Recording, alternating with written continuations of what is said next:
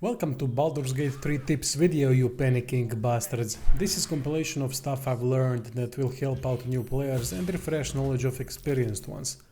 Not a video about classes, but general tips and tricks. Let's get into it. First, a very basic tip, how to change party members. Honestly, I thought there would be more friendly options, but as far as I'm aware, only one way exists. Talk to the character you don't want anymore in the party, choose part ways option, and then talk to someone you'd want in the party in camp. There is no need to use long rest to get to camp. Open up map and click on camp to fast travel. I have something to ask. Well met.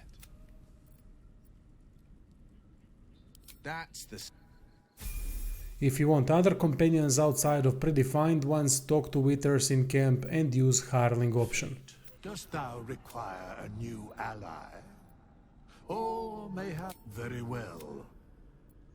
Choose.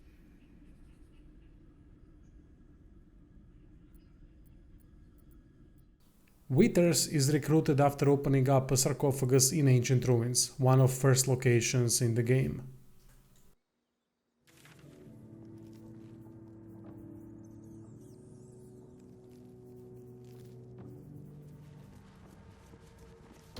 It won't move. How disappointing.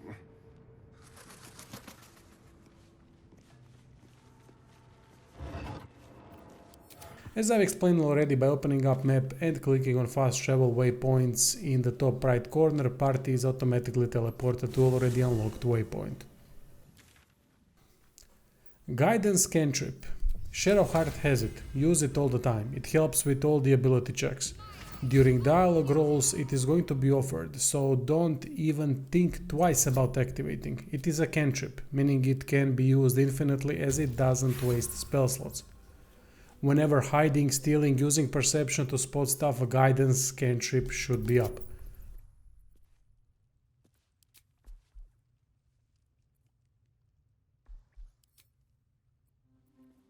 If you don't want to use Shadowheart, there is an amulet that grants guidance. Next to Emerald Grove entrance, jump to a cliff and loot it off a corpse.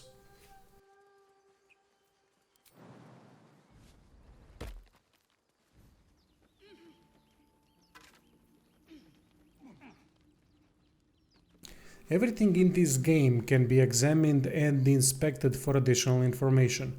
Press T, inspect button, for highlighted text to remain on screen after scrolling away from it. Nice little user-friendly feature. Examine is another very helpful thing. Right-click on any enemy and examine the bastard. Here is all the important information like resistances, current status effects, size and whatnot. 5th edition relies more heavily onto tactical side of things in combat. So let's go through important stuff. First is light source. When in dark areas, no light leads to disadvantageous rolls, meaning worst roll out of the two is taken into account. Light source button is therefore important, as it automatically uses item in the light source slot to negate the disadvantage. Sometimes you're gonna have to use that option or to light other sources in vicinity to shed some light on enemies. Best wielders of torch are spellcasters that don't rely on weapons and dual wield proficient characters, as they can effectively use torch to strike next to illuminate. Other way are spells light, dancing lights, druids produce flame and some fire spells like flame blade. Daylight is used to counter darkness spell, just to mention a few. Some races have special feat called dark vision that lets them see in the dark to a certain length. These races are elf, tiefling, drow, dwarf, half-elf, gnome and half-orc. With them usually dark is not an issue, but still some ranged attacks could end up outside of dark vision. Another important tactical aspect in D&D 5th edition is high ground. By positioning characters to higher ground, they automatically get +2 to hit. They have changed it so that it doesn't automatically lead to advantageous rolls, as it was quite OP, so to balance it out now high ground gives +2 to hit always. Here is an interesting thing about high ground. Higher and further you are, more crushing damage is done with objects and thrown weapons. Strength plays a factor as it is added to attack roll for every object thrown and also added to damage roll for weapons with thrown tag, like javelin. By throwing javelin from a high ground, it can do fixed crush damage that depends on the distance and normal weapon damage roll with added strength bonus to attack and damage rolls.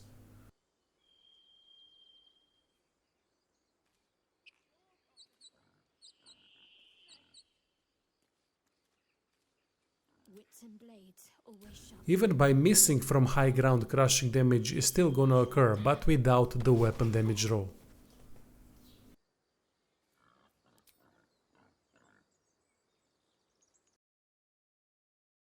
Without high ground, there is no crushing damage with thrown weapons and objects.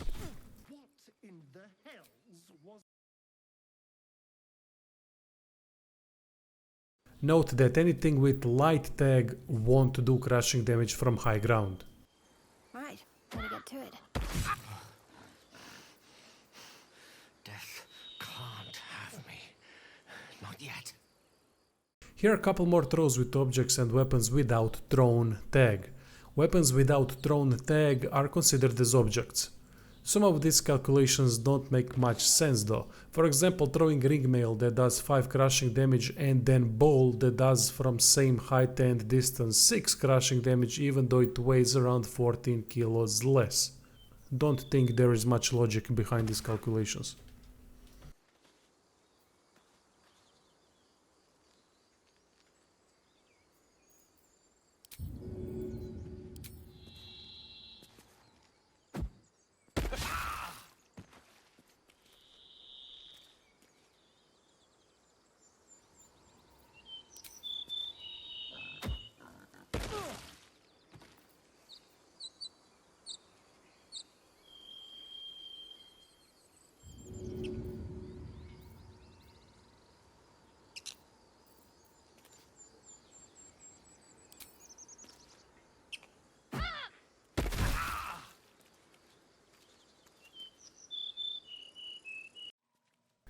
Improvised melee weapon basic skill can be used effectively with high strength characters to throw bodies and objects to deal bludgeon type damage.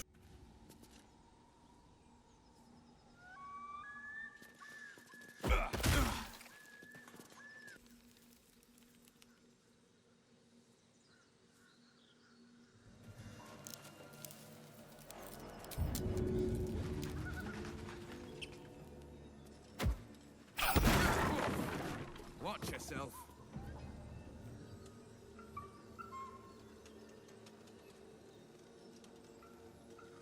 Throwing potions of healing is a viable strategy as it doesn't seem it can do damage no matter from where they are being thrown. Damage number that pops up is damage done to a potion, not the target.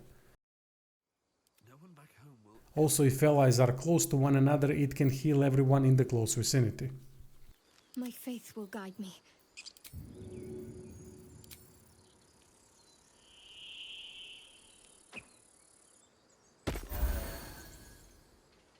There is a trick on how to apply potion effect to everyone before a fight. For example, potion of speed is going to be dropped out of inventory, then moved close to everyone and afterwards attacked. By doing so, effect is gonna be applied to everyone. Same can be done with potion of healing after a fight, for example.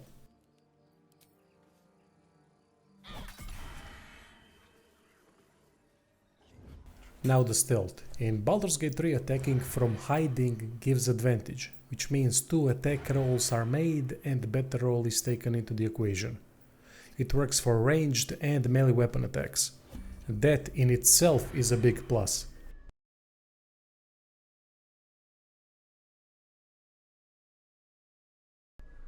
However, next to normal damage also sneak attack damage roll is applied with some classes like rogues and hunters when using sneak attack option instead of normal attack.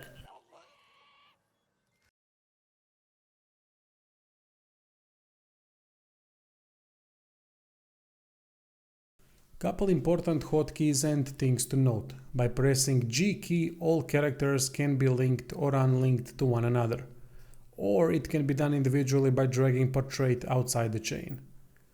By pressing C, character goes into stealth. By pressing Shift plus C, whole group goes into stealth. Shift key shows everyone's line of sight, which is important when stealing and when trying to hide during combat. Now that the basics are covered, let's see how to utilize it efficiently. There are a couple ways to apply stealth. What I do typically is stealth everyone, ungroup everyone, send tank much closer, and do one of two things. First version is to start off the fight with tank. While every enemy is engaged in turn-based mode, use other party members to attack from stealth. Here is full example of a perfect stealth fight done that way. This doesn't mean it is going to be possible for every fight to go this well, but you get the gist. By initiating the fight through stealth attack, enemies can become surprised, which makes them unable to act during first turn. A very powerful thing, but surprised doesn't work every time. It seems a bit random, so don't count on it every time.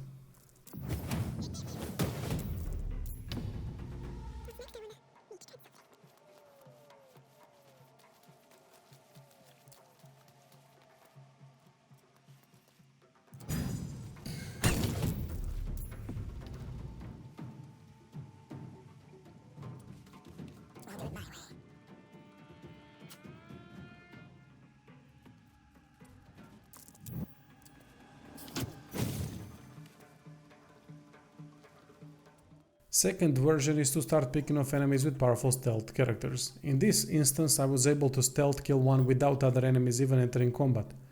That means free attack outside of combat again and possibly surprised status too. Here is how the fight played out this time.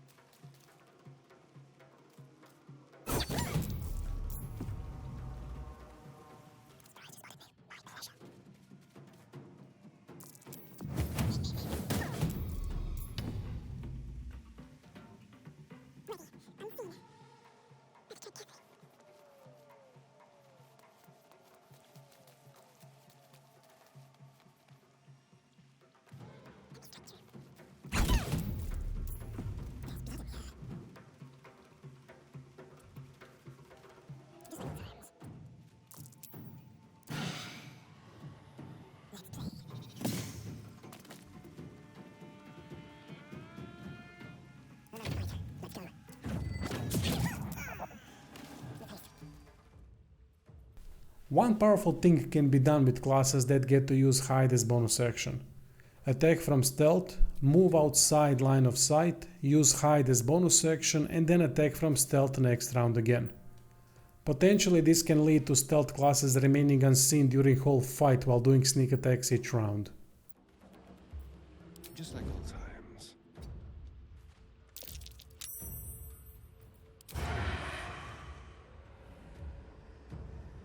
Let's play.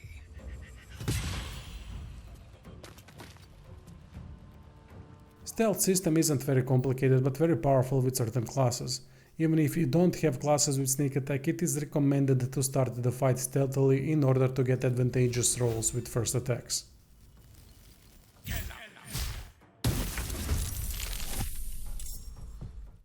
Next, to hide, there are actions such as shove, dip, jump, disengage and others. They are pretty self-explanatory.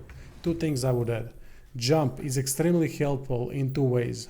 One is to get out or to avoid completely surfaces that could potentially hurt the character like fire, or ice surfaces that could knock them down.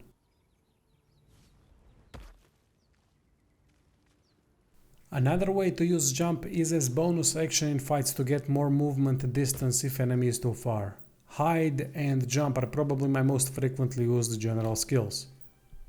You can take me.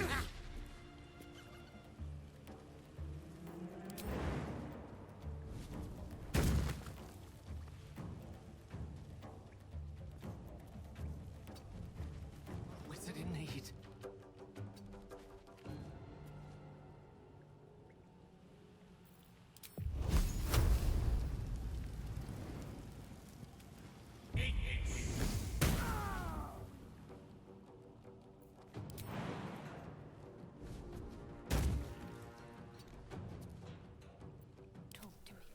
Dip is an interesting one. Every weapon can be dipped into a fire or poison surface to get additional elemental damage. Very helpful. Popular tip from early access is to have candles at all times, because you can always drop a candle on the floor, light it up and use dip to get fire damage for a couple rounds. Extra damage is extra damage.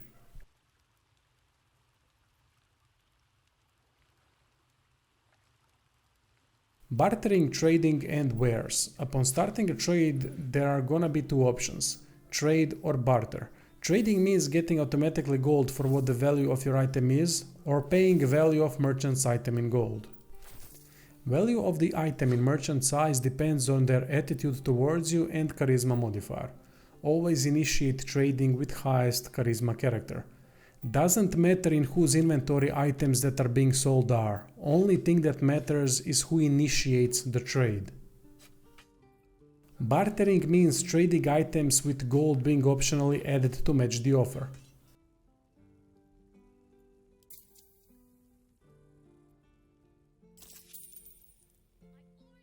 There is also an option to donate items by using barter button directly after placing items on the trading block.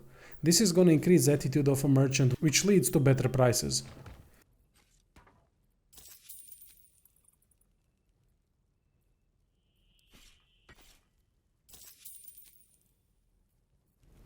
Neutral attitude in an example of chain shirt +1 means sell value of 351. By going into green attitude, price dropped to 306, which is around 15% price reduction. Here is a great trick for managing inventory by filtering through all the junk fast. Not only there is send to camp option, which is great, there is also send to wares. What that does is it marks the item as junk, and then by pressing sell wares at the merchant, every ware is automatically sold.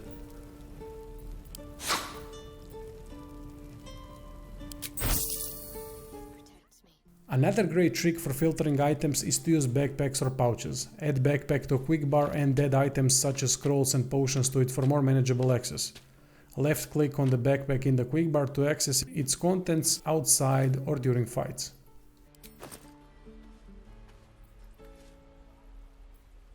Oh, the waiting's getting to me. If we left, we could at least make a run for it. Backpacks and pouches are easily obtainable. Here are locations of 4 backpacks in Emerald Grove, close to each other. That would be all from me, thanks for watching and stay tuned for more Baldur's Gate 3 content.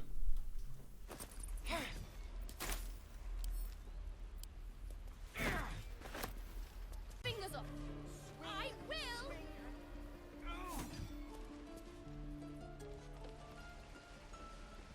Hope the goblins aren't smart enough to poison their blades.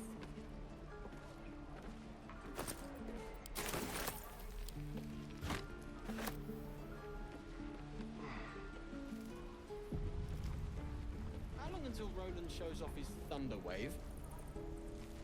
Depends. How many people are dumb enough to ask? True.